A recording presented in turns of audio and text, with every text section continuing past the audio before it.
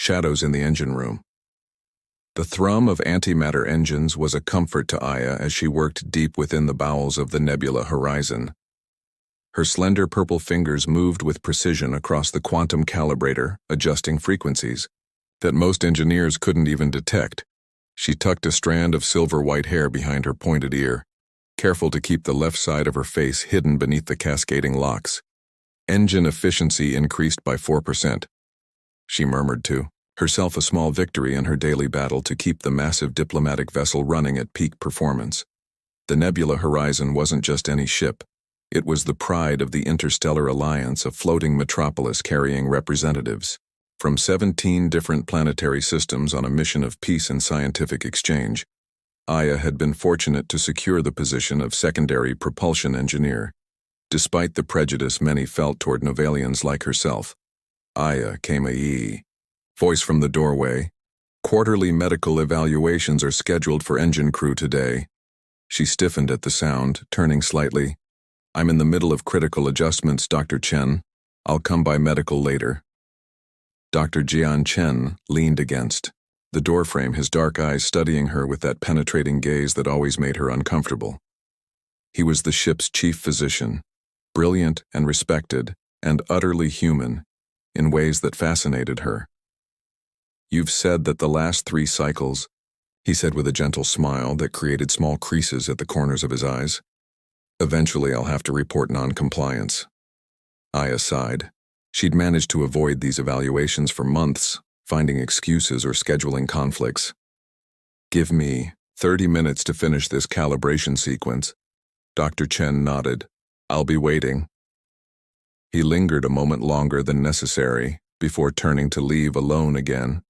Aya released a breath. She hadn't realized she was holding her hand unconsciously, moved to touch the left side of her face covered by her hair. The ridged tissue of her scars felt rough beneath her fingertips, a constant reminder of the day her world had changed forever. Unlike the smooth purple skin that made her people famous, throughout the galaxy her scars marked her as damaged, flawed. She had spent years perfecting techniques to hide them, growing her hair long, wearing her uniform collar, developing ways to always present her right profile to others. The truth was Aya wasn't avoiding the medical evaluation because she was busy. She was terrified of being vulnerable, of having to expose her scars to human eyes, especially eyes that belonged to someone like Dr. Chen, whose quiet attention she had noticed. From the first day aboard, she finished her work mechanically, her mind elsewhere, remembering the fires on Nova Prime, the evacuation, the burning debris that had stolen her confidence along with her unblemished appearance. As she made her way to the medical deck, Aya felt the familiar anxiety rising in her chest. Would today be the day her carefully constructed facade crumbled? Would Dr. Chen see beyond her competence to the broken woman beneath? Would he look at her with the disgust she had seen in so many eyes before the medical bay doors slid open, silently revealing the pristine white interior? Dr. Chen stood reviewing holographic charts, his strong hands moving through the projected data with practiced ease. He looked up as she entered, his smile warm and genuine. Aya, he said, I was beginning to think you'd stand me up again. She tried to return his smile, but it felt stiff on her face. I keep my promises, Dr. Chen. Let's get this over with. What she didn't know was that Gentian had been watching her for months, fascinated not by her alienness but by the strength he sensed beneath her reserved exterior. And as she sat rigidly on the examination table, he wondered about the secrets hidden behind her curtain of silver hair, whispers among stars. The medical bay hummed with quiet efficiency as Dr. Chen prepared his diagnostic equipment. Aya sat perched at the edge of the examination table, her posture rigid with tension. This won't take long, Dr. Chen said, his voice deliberately.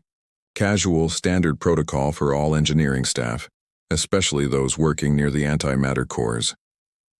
Aya nodded, keeping her face angled, so her hair remained in place. I understand the regulations, she replied. I'm just usually too busy to comply, Doctor. Chen smiled as he activated his medical scanner. The nebula horizon wouldn't function without you, that much is clear. He moved the scanner slowly from her head downward, careful to maintain a respectful distance. Your reputation in engineering is quite impressive. She felt her purple skin warm slightly at the compliment. I simply do my job. With exceptional skill, he added, studying the readings. Your biochemistry is fascinating. Did you know Novalian cellular regeneration is nearly 3 times faster than human healing? It's common knowledge among my people, Aya said, then hesitated, though not all injuries heal completely. Dr. Chen's eyes flickered to her covered left side, but he didn't pry. Instead, he continued the examination, with professional efficiency making notes on his datapad. The silence between them was strangely comfortable. Suddenly the ship lurched violently, throwing Dr. Chen forward. His hand instinctively shot out, bracing against the wall beside Aya's head. The unexpected proximity made her gasp, their faces inches apart. What was that? She whispered, acutely aware of his nearness. The emergency lights flashed red, and Commander Sarah's voice echoed through the intercom. All engineering personnel report to stations immediately. We have a fluctuation in the antimatter containment field. Aya's eyes widened. That's impossible, I just calibrated those systems. She slid from the table, brushing past Dr. Chen, who grabbed his emergency medical kit. I'm coming, with you, he said firmly. Containment breaches mean potential injuries. They raced through the corridors together, their previous awkwardness forgotten in the face of crisis. When they reached engineering, chaos greeted them. Technicians scrambled around smoking consoles while warning lights bathed everything in crimson. Status report, Aya demanded. Slipping effortlessly into authority, Chief Engineer Cooper looked up from the main terminal, his face grim. Containment field is destabilizing. We've got microfractures in the quantum barrier if it fails. It won't. Aya interrupted, moving quickly to the primary controls. Her fingers flew across the interface. Dr. Chen, stay back. This area could become irradiated. Instead, he moved closer. Tell me how I can help. Something in his voice made her pause. She glanced at him, finding no fear in his expression, only determination. Monitor these readings, she finally said, pointing to a secondary display. Alert me if they drop below 60%. For the next hour, they worked side by side in perfect synchronicity. Aya recalibrating the containment algorithms, while Dr. Chen tracked radiation levels and treated minor burns on technicians who'd been caught in electrical discharges. The crisis narrowed their world to this moment, this shared purpose field, stabilizing. Cooper finally announced, we're out of the danger zone. Collective sighs of relief filled the engine room. Aya leaned heavily against the console, suddenly aware of how exhausted she felt. Dr. Chen appeared at her side, offering a hydration. Pack, you were remarkable, he said quietly. You saved the ship. She accepted the drink, their fingers brushing. We saved it together. Later, after debriefing with Commander Sarah, Aya found herself walking alongside Dr. Chen through the quieter sections of the ship. Neither spoke for several minutes, comfortable in shared silence. I never finished your examination, he finally said. Aya's hand unconsciously moved to her hair. Perhaps another time. Dr. Chen stopped, turning to face her. Aya, he began, then hesitated. Whatever you're hiding, I want you to know it doesn't matter to me. Her breath caught. You don't know what you're saying. I'm saying I see you. He replied. Not just your skills or your appearance. I see your strength, your brilliance, your heart. His eyes were sincere, and I'd like to know you better if you'd allow it. Something shifted in Aya's chest, a wall beginning to crumble. I'm not what you think, she whispered. Let me decide that, Dr. Chen said gently. Join me tomorrow. In the observation lounge, the Castellian Nebula will be visible. It's supposed to be beautiful. Against her better judgment, Aya found herself nodding. All right. As they parted ways, she wondered if she was making a terrible mistake. Yet for the first time in years, she felt a fragile hope blossoming. Was it possible that someone could see beyond her scars? That someone like Jian Chen could look at her and see beauty where she had only seen shame? In her quarters, she stood before the mirror and slowly brushed her hair back, revealing the network of burn scars that covered the left side of her face, extending down her neck. The damaged tissue was paler than her natural purple skin with a pattern like frozen lightning. She touched it gently, remembering the pain of the accident, the whispers that followed the lovers who had turned away. Tomorrow she would meet Dr. Chen. But would she have the courage to show him her truth? Or would she continue hiding behind her silver curtain of hair, protecting herself from rejection, but also from the possibility of acceptance? The Cosmic Dance. The observation lounge of the nebula horizon was a marvel of design. A massive transparent dome allowed unobstructed views of space, while gravitational stabilizers created the illusion of standing among the stars. Tonight, the Castellian nebula dominated the view, its swirling purples and blues casting an ethereal glow throughout the chamber. Aya arrived precisely on time, her silver-white hair arranged to cover the left side of her face. She wore an off-duty outfit, a flowing dress, in deep indigo that complemented her purple skin. She paused at the entrance, scanning the scattered groups of diplomats and crew members until she spotted Dr. Chen. He stood alone by the edge of the dome, gazing outward. His usual medical uniform had been replaced by simple civilian clothes that accentuated his tall frame. When he turned and saw her, his smile was immediate and warm. "You came," he said as she approached. "I wasn't entirely sure you would." "Neither was I," Aya admitted, standing beside him, their reflections ghosted against the backdrop of stars, her silver hair and purple skin contrasting with his human coloring. "It's beautiful," she added, looking at the nebula. "Yes," Dr. Chen agreed, though his eyes remained on her. "The Diplomatic Corps is hosting a celebration tonight. The ambassador from Terra Nova is retiring."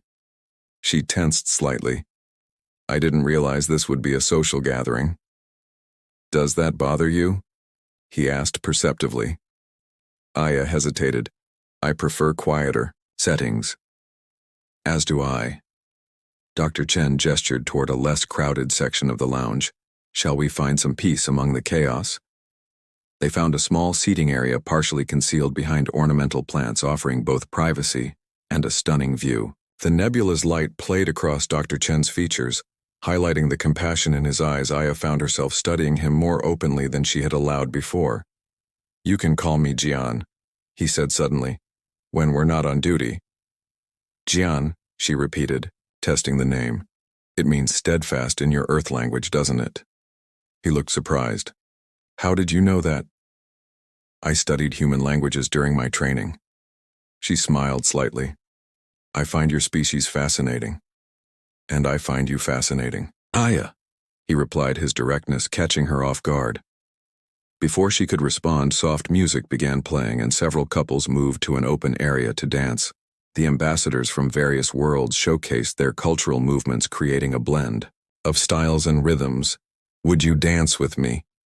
Jian asked, extending his hand. Panic flared in Aya's chest.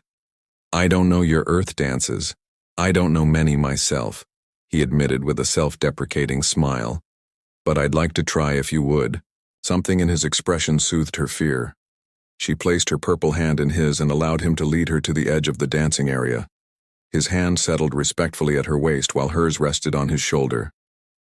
They began to move slowly, finding a rhythm together. "Tell me about Nova Prime," Jian said as they danced. "I've never visited."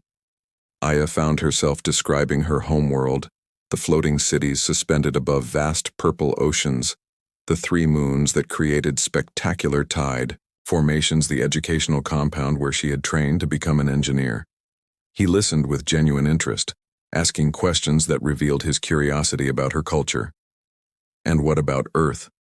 she asked. "I've only seen images," Jian told her about growing up in a place called Shanghai, about his grandmother, who had inspired him to become a doctor, about oceans that were blue instead of purple. As they talked, they moved closer, their bodies finding natural harmony. The music swelled around them, but Aya barely noticed, lost in the conversation and the surprising comfort of Jian's presence. "You move well for someone who claims not to dance," she observed. He laughed.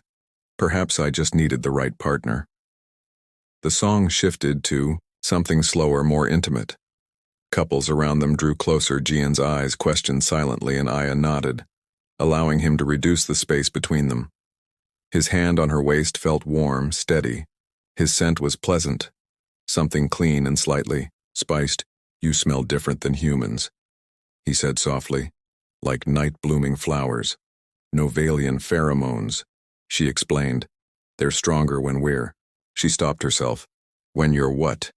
he asked, his voice low. "When we're experiencing strong emotions." She finished, feeling her skin warm. Jian's eyes held hers. "And what emotions are you experiencing now, Aya?" The question hung between them, charged with possibility. She felt herself leaning closer, drawn by something powerful and unfamiliar. The left side of her face was dangerously close to being revealed, her hair shifting with their movement. A loud burst of laughter from nearby startled her. She pulled back, suddenly remembering where they were, who she was, what she was hiding. "I should go," she said, stepping away. "Early shift tomorrow." Confusion flashed across Jian's face. "Did I say something wrong?" "No." Aya shook her head, adjusting her hair. "You've been perfect. That's the problem." "I don't understand." She looked at him, memorizing his features in case this was the last time they were this close. "There are things about me you don't know, Jian, things that would change how you see me. Try me," he challenged gently. For a moment she almost believed it possible that she could reveal herself, that he might accept what others had rejected, but years of conditioning won out. "Good night, Dr. Chen," she said, formally retreating behind titles. "Thank you for a lovely evening." She left quickly, navigating through the crowd, feeling his eyes on her back. As she reached the corridor, she pressed her hand to her chest where an unfamiliar ache had formed. Was it regret? Or something deeper, more frightening? Something she had not allowed herself to feel for many years. In her quarters, Aya stood before the mirror once again. This time she didn't just look at her scars. She confronted them, wondering if she had made a mistake in running away from the one person who seemed to see beyond her carefully constructed walls.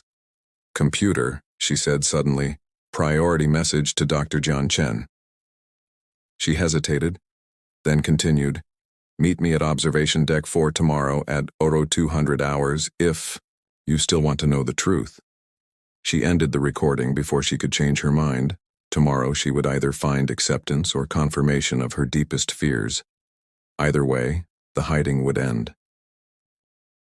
Beautiful Flawzaya paced the empty observation deck at 0158 hours. Her heart hammered against her ribs.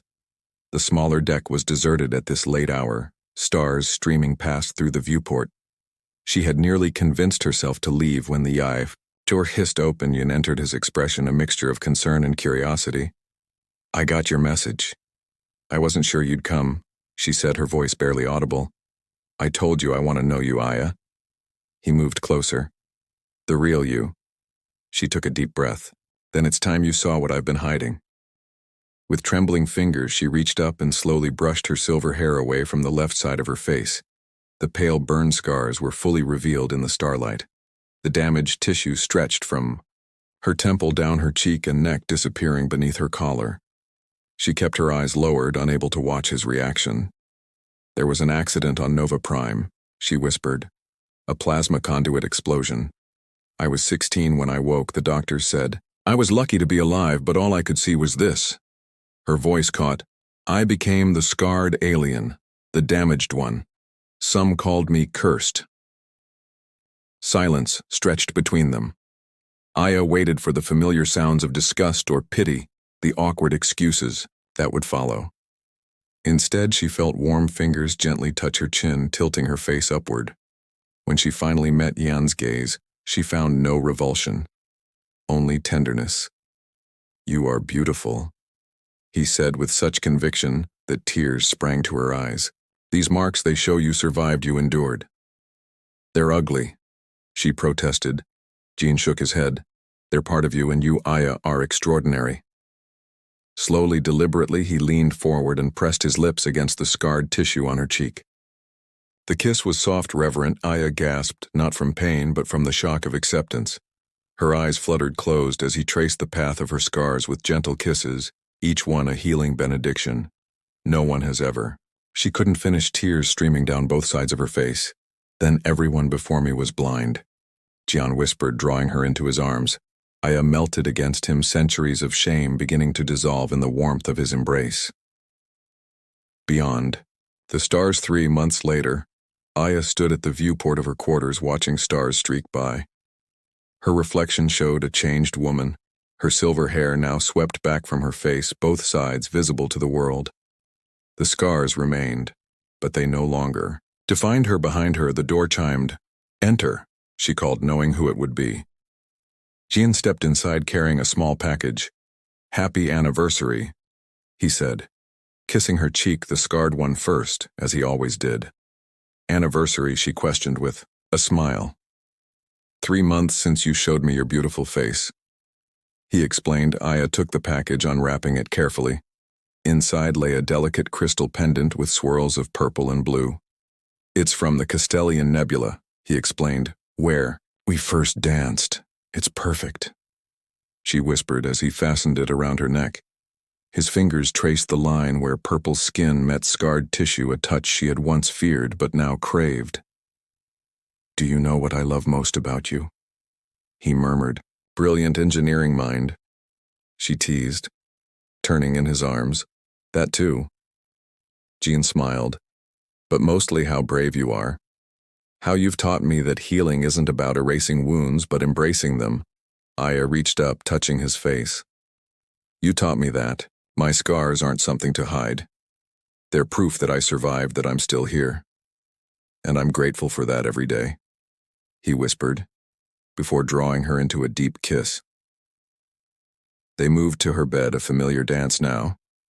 His hands caressed her with reverence, mapping every inch of purple skin and scarred tissue with equal devotion.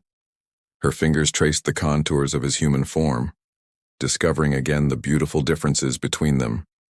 Later, as they lay entwined in starlight, Aya rested her scarred cheek against Jian's chest, listening to his heartbeat.